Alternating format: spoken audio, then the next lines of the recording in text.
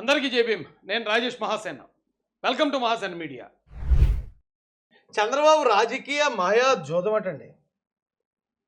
ఇప్పుడు ఇక్కడ ఏదో రాశారు చూడండి, వైఎస్ఆర్సీపీ రాజ్యసభ సభ్యుల్ని కొనుగోలు చేస్తున్నారట ఇప్పుడు చంద్రబాబు నాయుడు గారు. ఏమంటే అంటే దాని అర్థం వైసీపీ రాజ్యసభ సభ్యులు అమ్ముడుపోతున్నారేనా? డబ్బులు తీసుకున్న వాళ్ళు వేరే పార్టీలకు మారిపోతారనే కదా దాని అర్థం.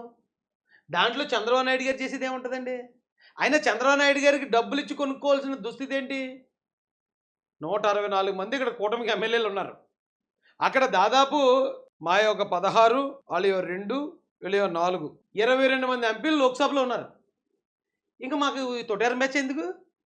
మళ్ళీ దాన్ని డబ్బులు కూడా ఇచ్చి తిరిగి ఎవడైనా డబ్బులు ఇచ్చి తెచ్చుకుంటాడా? చెత్తనే.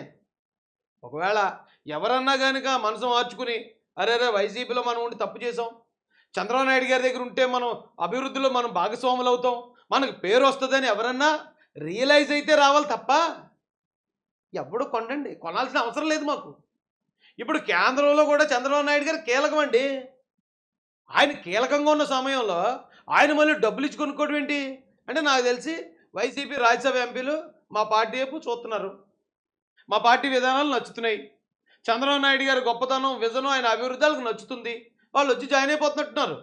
అప్పుడే చెక్కుని రాజకీయాలు అయ్యి అంటే ఏళ్ళలో జాయిన్ చేసుకోవచ్చు. జనసేనకు ఒకే ఒక ఎమ్మెల్యేకి వెళ్తే ఆ ఎమ్మెల్యేని తెచ్చి వైసీపీలో పెట్టుకుంటారు. మద్దాలగిరి గారిని లేదా వైజాగ్ ఎమ్మెల్యే గారిని ఇలా ఓ 4 టీడీపీ ఎమ్మెల్యేలని వీళ్ళు తెచ్చి పెట్టుకోవచ్చు. అప్పుడు అదంతా జగన్మోహన్ రెడ్డి నాయకత్వాన్ని చూసి వచ్చినట్టు. ఇప్పుడు ఎవరన్నా చంద్రబాబు నాయుడు గారి నాయకత్వం చూసి వస్తే కొనేసినట్టు. అమ్మ సిగ్గానే వస్తున్నారు. అదే బాబు ఎంత దైద్యంగా తయారయ్యారు.